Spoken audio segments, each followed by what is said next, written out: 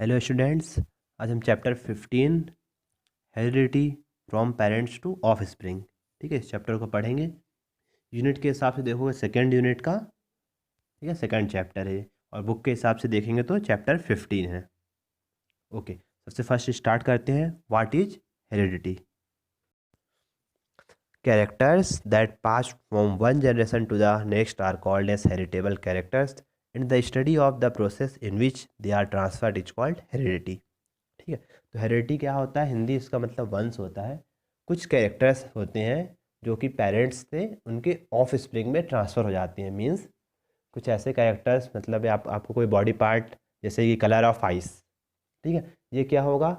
ये किसके सिमिलर पड़ सकता है? या तो आपके फादर के, या तो आपके मॉम के, या तो फिर ग्रैंड फादर, ग्रैंड मदर, मतलब किसी ना किसी एक से सिमिलर होगा। तो वो क्या हुआ? वो कैरेक्टरिस्टिक आपके पेरेंट्स से आप में आ गई। ओके, तो इसी को हम लोग बोलते हैं हेरिडिटी। ओके, इस कैरेक्टर को बोलते हैं हेरिटेबल कैरेक्टर्स। और अब हम यही स्टडी करेंगे कि किस तरीके से, मीन्स आपके पेरेंट्स से कुछ क्वालिटीज़ या कुछ कैरेक्टर्स क्या हुए, आप में ट्रांसफ़र हो गए। ओके, तो वो कैसे ट्रांसफ़र हुए? क्योंकि आप में थोड़ा सा कुछ तो चेंजेस रहता है आपके पेरेंट्स से, ठीक है, कुछ नहीं, बहुत कुछ चेंज रहता है। सिर्फ कुछ कैरेक्टरिस्टिक क्या होते हैं, आप में आते हैं। तो ऐसा क्यों होता है, इसी को स्टडी करेंगे इस चैप्टर में। ओके, तो सबसे पहले इसको स्टडी किसने किया था? मेंडल ने, ठीक है। तो यहाँ हम लोग पढ़ रहे हैं Mendel's experiments and their objectives. तो मेंडल एक्सपेरिमेंट किसके साथ कर रहे हैं? पीस के साथ ना, पी आपको मटर को बोलते हैं।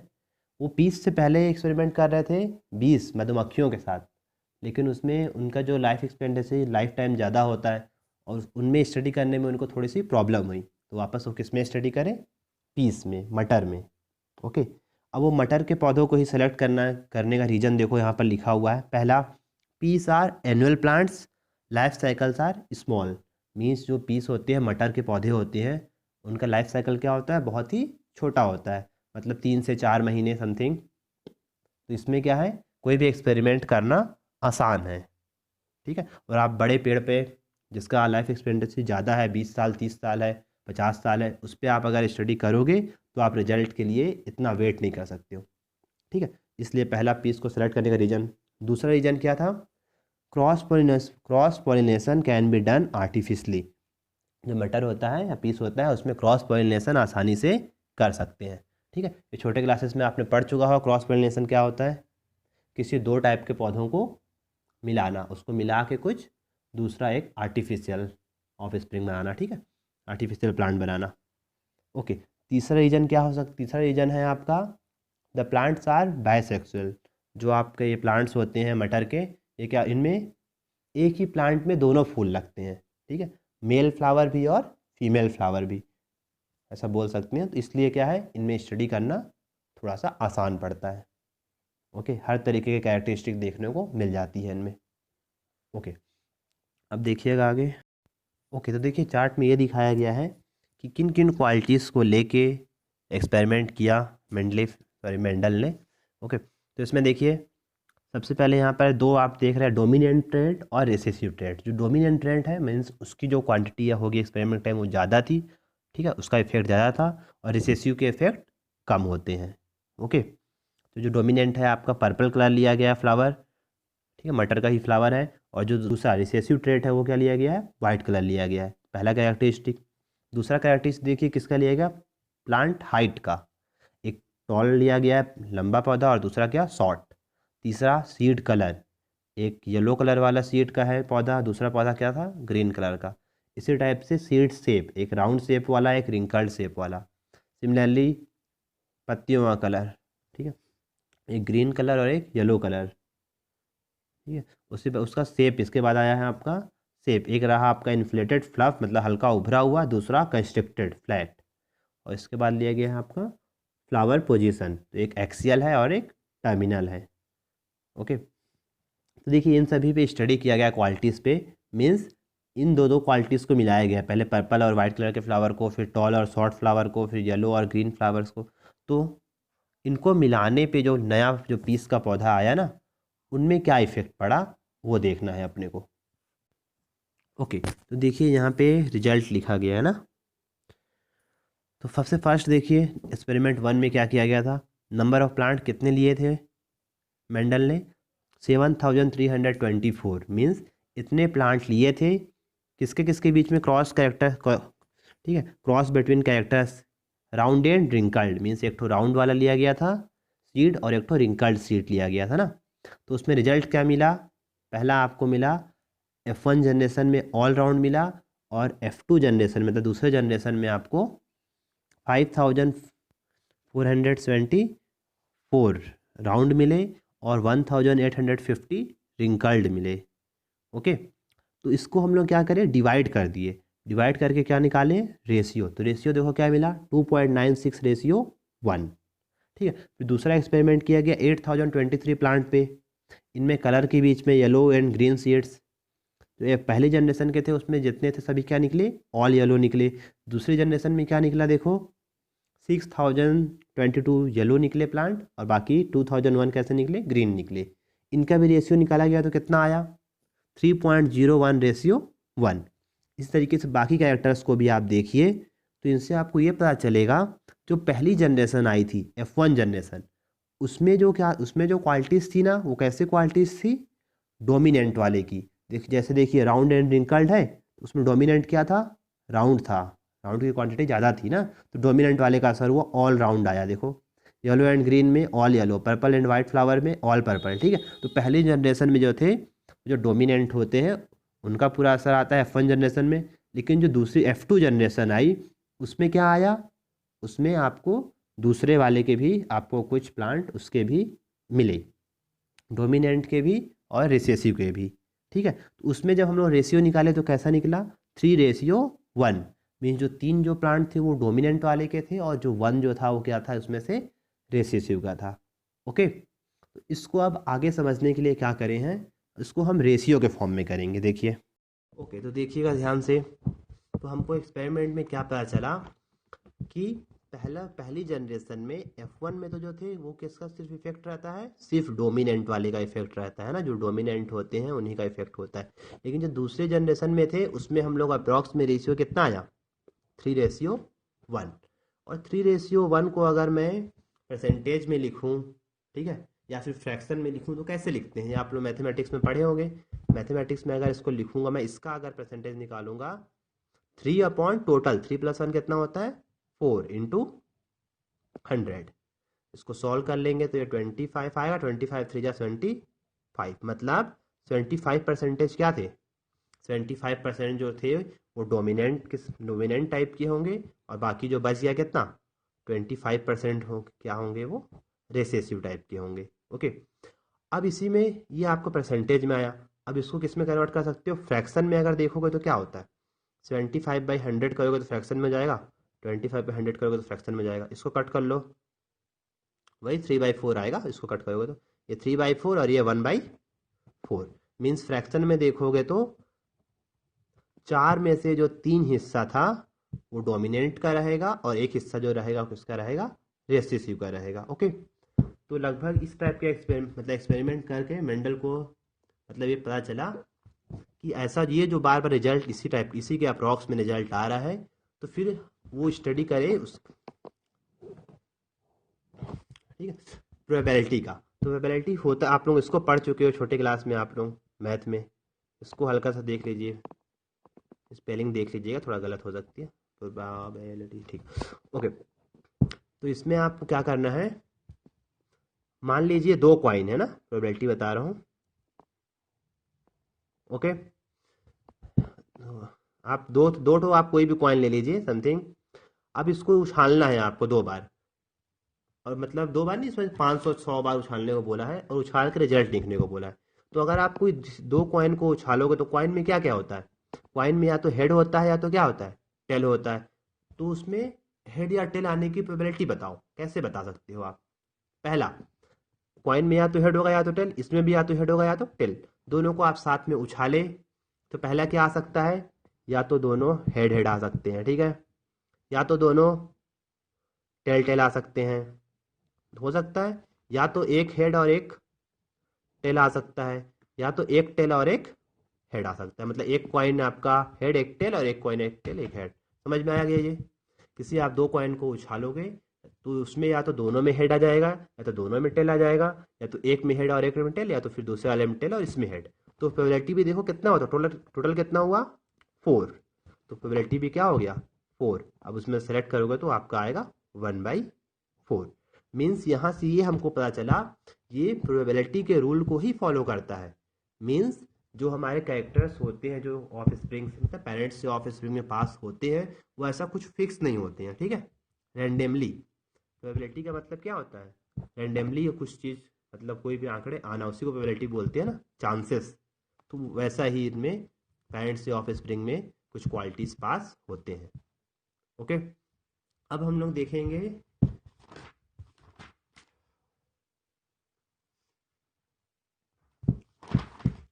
आपको ये क्वेश्चन आपके असाइनमेंट में भी आया हुआ था, इसको बता दे रहा हूँ मैं, ठीक है। मैं यहाँ पे दूसरा फ्लावर लिया हूँ और उसमें जो आपका है दूसरा कलर दूसरा दिया है। तो देखो यहाँ पे क्या बोला गया है। पहला, हम लोग एक पर्पल फ्लावर लिए, ठीक है, और एक वाइट, मतलब मटर का ही टाइप है पर्पल, एक में पर्पल फ्लावर होता रहा एक में वाइट होता रहा। तो इसमें पर्पल वाले को क्या बोला गया, इसको डोमिनेंट मान लिया गया। पर्पल में क्या थे, डोमिनेंट, और ये पहली जनरेशन है, मीन्स इसके पहले इनमें क्रॉस पोलिनेशन नहीं हुआ है। और ये वाइट, इनका क्या मान लेंगे, स्मॉल वी मान लिया गया इसको ना, आप कुछ भी मान सकते हो। पर्पल को वायलेट के लिए वी मान दिया और वाइट को ऐसे ही स्मॉल वी मान दिया। तो देखो होगा क्या, चार तरीके से मिल सकते हैं। पहला, ये जो कैपिटल वी है ये इस स्मॉल वी के साथ मिलेंगे, तो क्या हुआ, capital V small V. Okay, लेकिन डोमिनेंट क्या हुआ, कैपिटल वी ही डोमिनेंट हुआ। तो कैपिटल बड़ा वी है, मतलब इसमें इनकी क्वालिटी ज़्यादा आई। दूसरा, मतलब फ्लावर जो होगा किस कलर का होगा, पर्पल कलर का ही होगा। दूसरा केस देखो, यही वी फिर इसके साथ इसी के साथ भी मिल सकता है। ध्यान से देखना, यही आप लोगों को करना है ना। तो इसमें भी क्या हुआ, ये भी आपका पर्पल, इसका भी कलर क्या होगा, पर्पल, क्योंकि वी कैपिटल वी है ना, इस वजह से। यहाँ भी देखो कैपिटल वी और स्मॉल वी, ये भी आपका क्या हो गया, पर्पल।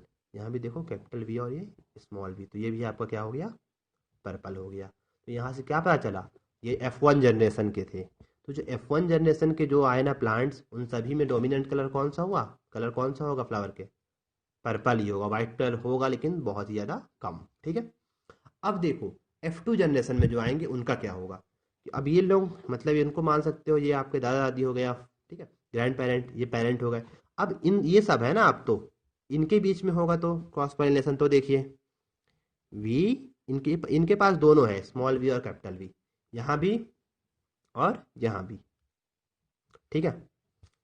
अब इनके बीच में क्रॉस पॉलिनेशन कराओ तो ये देखो, एक बार कैपिटल वी क्या होगा इस कैपिटल वी के साथ, ठीक है। तो ये इसका कलर वायलेट पर्पल हुआ क्योंकि ये पूरा पूरा, ठीक है, इसके इसके जैसा हो गया। दूसरा देखो कैपिटल वी और स्मॉल वी, तो ठीक है, इसका कलर भी क्या होगा, कैपिटल वी डोमिनेंट में तो इसका कलर भी पर्पल होगा। अब देखो यहाँ पे स्मॉल वी और कैपिटल वी, इससे आगे पीछे से फर्क नहीं पड़ता ना, इसको भी लिख सकता हूँ कैपिटल वी स्मॉल वी। इसका भी प्रॉपर्टी क्या होगा आपका, वायलेट। अगर वायलेट मिल गया तो वायलेट का ही ज़्यादा कलर होगा, मतलब पर्पल कलर ही ज़्यादा होगा। अब देखो लास्ट में क्या आया, वायलेट और ये वायलेट, मीन्स वी वी ना, सॉरी। तो लास्ट में क्या आ गया, वी वी। देखो दोनों स्मॉल वी हो गए, दोनों क्या हो गए, स्मॉल वी स्मॉल वी। तो स्मॉल वी मिलता है, तो ये कलर कौन था स्मॉल वी वाला, वाइट कलर था। मीन्स आपका ये वाला फ्लावर कौन सा कलर का हो गया, वाइट। तो यहाँ पर आपको F2 जनरेशन में आपको क्या देखने को मिला, जो तीन तीन ठो फ्लावर थे उनका कैरेक्टर कैसा था, उनका कलर कैसा था, पर्पल था तीन ठो का। और जो एक ठो बचा फ्लावर, प्लांट बचा, उसका कलर कैसा हुआ फ्लावर का, वाइट हुआ। आया समझ में, फ्लावर इसका पर्पल कलर लिखना था, इनका कलर पर्पल हुआ और एक का कलर क्या हो गया, वाइट हो गया। ओके, समझ में आ गया आपको कैरेक्टर किस तरीके से पास होते हैं। तो दूसरी जनरेशन में देखा क्या चेंज आया, तो यहाँ से हमको पता चल गया कि जो पहली जनरेशन में होते हैं उनमें क्या होता है, जो डोमिनेंट होते हैं उन्हीं का इफेक्ट रहता है, ठीक है, पर्पल कलर ही रहेगा पूरे पूरे फ्लावर। और जो दूसरी जनरेशन में आएंगे उनका कैसा होगा, उनमें आपका तीन जो रहेंगे वो उसी को आते हैं पर्पल कलर ही, लेकिन एक जो होगा वो वाइट कलर। अगर आप इसको परसेंटेज में बांटोगे तो पर्पल कलर का परसेंटेज कितना आ गया? पर्पल कलर का परसेंटेज आ गया 25, क्योंकि 3 हिस्सा है और एक हिस्सा कितना बच गया 25। तो व्हाइट कलर का परसेंटेज कितना आ गया 25। आ रहा है समझ में? तो याद रखो आपको यही करना है ना, यहाँ से लेकर के यहाँ तक आपको असाइनमेंट में यही वर्क करना था। और लेकिन आप कलर बदल दोगे, यहाँ पर्पल की जगह आई थिंक ब्लू लिख लिया गया है ना, तो आप कैपिटल बी दोनों कर देना और वाइट की जगह क्या कर देना, स्मॉल बी कर देना। यहाँ पर स्मॉल बी किया हूँ ना, तो वाइट में स्मॉल बी कर देना आप लोग। ओके, फिर सेम टू सेम ऐसे ही बनेगा। और तो आपको शायद पहले क्वेश्चन में, पहले जनरेशन में, तो पहले जनरेशन में सभी का कलर क्या होगा, यहाँ पर पर्पल है तो वहाँ पे ब्लू हो जाएगा। फिर नेक्स्ट दूसरे जनरेशन में क्या होगा, जो 25% होंगे वो पर्पल कलर के होंगे और जो 25% होंगे वो वाइट कलर के होंगे। ओके, कोई डाउट होगा तो आप लोग पूछ लेना। चलिए ठीक, अब देखिए इसी कैरेक्टर्स को मैं थोड़ा सा आगे बढ़ा देता हूँ वीडियो में ही।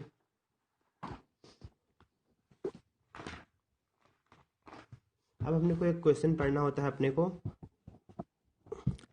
Sex determination in man. Sex determination in man, ठीक है। सेक्स मीन्स होता है आपका यहाँ पे मतलब है मेल फीमेल। ओके, मीन्स जो आपके ऑफ स्प्रिंग आएंगे वो मेल होंगे या फीमेल, मीन्स लड़का होंगे या फिर लड़की होंगे, वो किस पे डिपेंड करता है आने वाले जो जनरेशन, ठीक। तो वो डिपेंड, देखो उसी उसी के स्टडी कर रहे हैं। तो इसमें आप लोग याद रखेंगे, थोड़ा सा आपको इसको लिख दूंगा बाद में मैं, कि जो क्रोमोसोम्स होते हैं ना, ठीक है, तो उसमें 2 पेयर होते हैं 23rd के, और जो लास्ट पेयर होता है, ठीक है, 23 करके 2 पेयर होते हैं दोनों में। 23 प्लस एक्स, जैसे मान लेते हैं 23 प्लस वाई, ये क्रोमोस एक्स और वाई ये क्रोमोसोम होता है मैन में, मेल लिख लेते हैं मैन को, ठीक है। यहाँ मेल में मतलब ये क्या होता है, chromosome 23 plus X 23 plus Y. लेकिन फीमेल में क्या होता है 23 प्लस एक्स और 23 प्लस एक्स, सॉरी ना 22 होना चाहिए यहाँ पे। ओके, इसको मिला के 20, टोटल मिला के 23 होते हैं ना। 22 जो होते हैं वो सेम होते हैं, और एक जो होता है 23वां जो होता है वो क्या होता है, अलग होता है। ओके, तो यहाँ पे 22 प्लस एक्स 22 प्लस वाई, यहाँ पे 22 plus X 22 plus X. Male में देखो, मेल में आपके दोनों होते हैं एक्स और वाई, और फीमेल में सिर्फ क्या होता है एक्स और एक्स। तो अब देखो ऑफ स्प्रिंग क्या बनेंगे, ये मेल में है और एक्स किस में है, फीमेल में है। ओके, तो देखिए होगा क्या, अगर ये एक्स इस एक्स से मिलता है, ओके, तो क्या एक्स और एक्स बन जाएगा।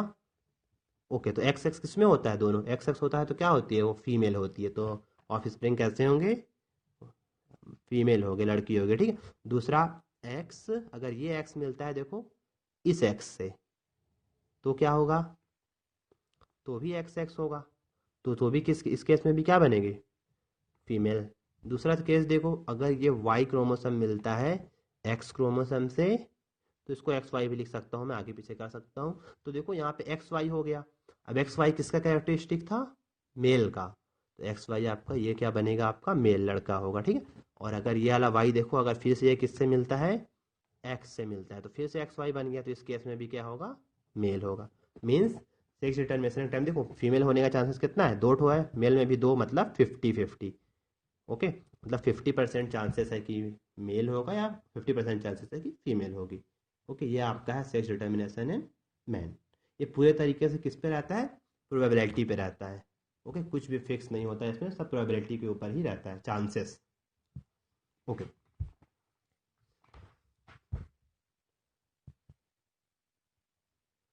चलिए ठीक है, चैप्टर हो गया बस। इसी तरीके से आपका ये याद रखना, बहुत इंपॉर्टेंट क्वेश्चन है सेक्स डिटर्मिनेशन इन मैन, सब यही एक क्वेश्चन आता है इस चैप्टर से अधिकतर, इसको आप देख लेंगे अच्छे से।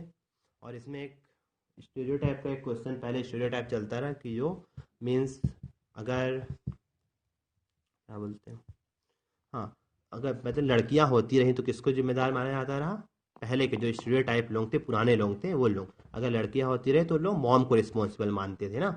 लेकिन जबकि ऐसा बिल्कुल भी नहीं होता, वैसे रिस्पॉन्सिबल कोई नहीं होता, इसमें सिर्फ प्रोबेबिलिटी होती है, चांसेस होते हैं। लेकिन इसमें अगर चांसेस होते भी हैं तो किस पे डिपेंड करता है, वो मेनली मेल पे। क्योंकि मेल में ही 2 क्रोमोसोम होते हैं, एक्स और वाई। फीमेल में मात्र 1 क्रोमोसोम होता है, एक्स और एक्स। तो इनके ऊपर डिपेंड नहीं करता, वो डिपेंड करता है मेल पे। चलिए ठीक, क्लास ओवर करते हैं।